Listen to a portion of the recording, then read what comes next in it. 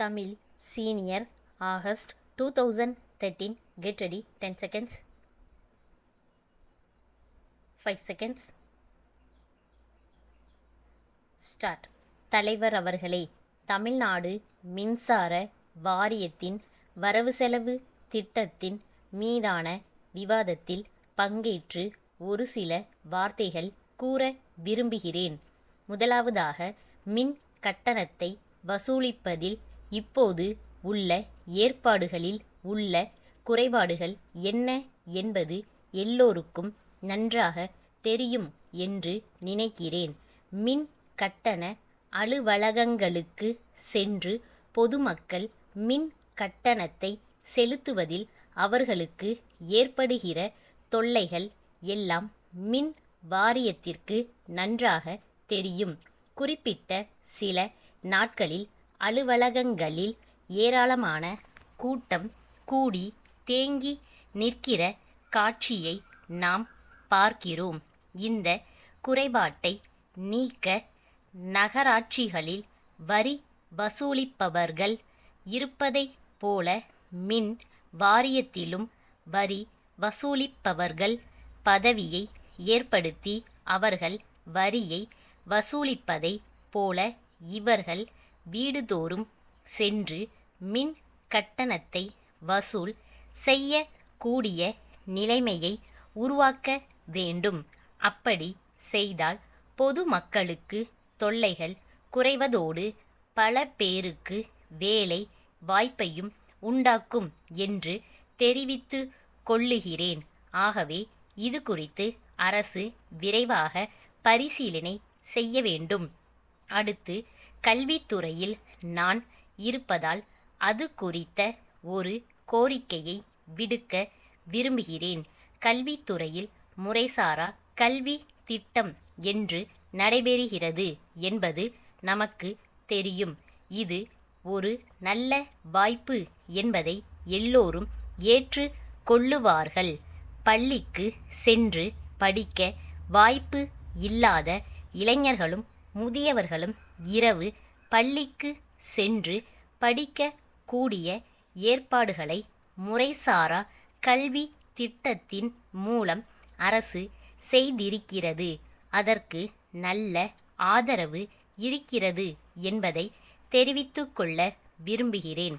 ஆனால் கிராமப்புறங்களில் உள்ள பெரும்பாலான துவக்க பள்ளிகள், நடுநிலை பள்ளிகள் ஆகியவற்றில் தற்போது மின் விளக்கு வசதி இல்லை.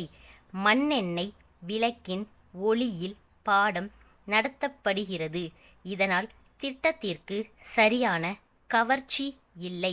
ஆகையால் என்னுடைய கருத்து ஒன்றை சொல்ல விரும்புகிறேன்.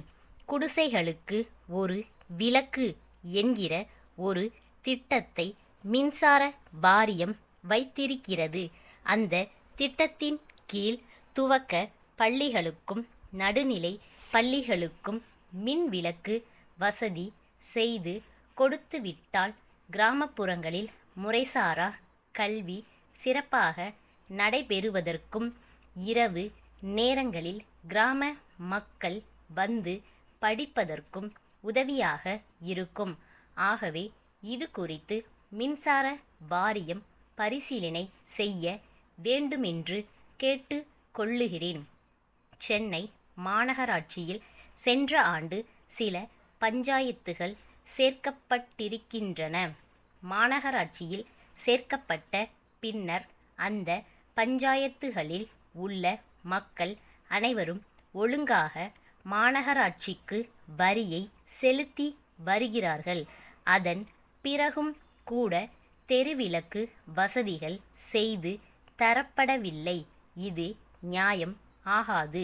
இது குறித்து மின்சார வாரியம் பரிசீலனை செய்து அவர்களுக்கு உடனடியாக தெருவிளக்கு வசதி செய்து தர வேண்டுமென்று கேட்டு கொண்டு பேச வாய்ப்பு கொடுத்ததற்கு நன்றி தெரிவித்து அமர்கிறேன். மும்பை அற்புத மர சாமான்கள் கூட்டமைப்பிடமிருந்து ஆமதாபாத் சிவாஜி நூலகத்திற்கு எழுதும் கடிதம். அன்புடையீர், தங்களுடைய 3ஆம் தேதியிட்ட கடிதம் வரப்பெற்றோம். தாங்கள் எங்களிடமிருந்து 100 அற்புத மடக்கும் நாற்காலிகள் அனுப்புமாறு கேட்டு கொண்டு உள்ளீர்கள். தங்களது கேட்பானையை ஏற்றுக்கொள்ள எவ்வளவோ விரும்பினாலும் இப்பொழுது அதை ஏற்க இயலாத நிலையில் இருப்பதற்கு வருந்துகிறோம். ஏற்கனவே எங்களிடம் அநேகம் கேட்பானைகள் நிலுவையில் உள்ளன. அவைகளை நிறைவேற்றுவதற்கே எங்களிடம் தற்போது உள்ள இயந்திரங்களும் வேலைக்காரர்களும் மும்மரமாக ஈடுபட்டு இருக்கும் நிலை உள்ளது. எனவே தாங்கள் சாமான்களை அனுப்புவதற்கு கூடுதல் அவகாசம் அளிக்க தயாராக இருந்தாலும் தங்களுடைய ஆணையை தற்போது ஏற்றுக்கொள்ள முடியாத நிலையில் இருக்கிறோம். எங்களது அற்புத நாற்காலிகளுக்கு ஏராளமான கிராக்கி இருப்பதால் நெருக்கடியை சமாளிக்க இங்கிலாந்திலிருந்து ஒரு புதிய இயந்திரத்தை பெற முயற்சித்து கொண்டு இருக்கிறோம். அது வந்து சேர பல மாதங்கள் ஆகலாம்.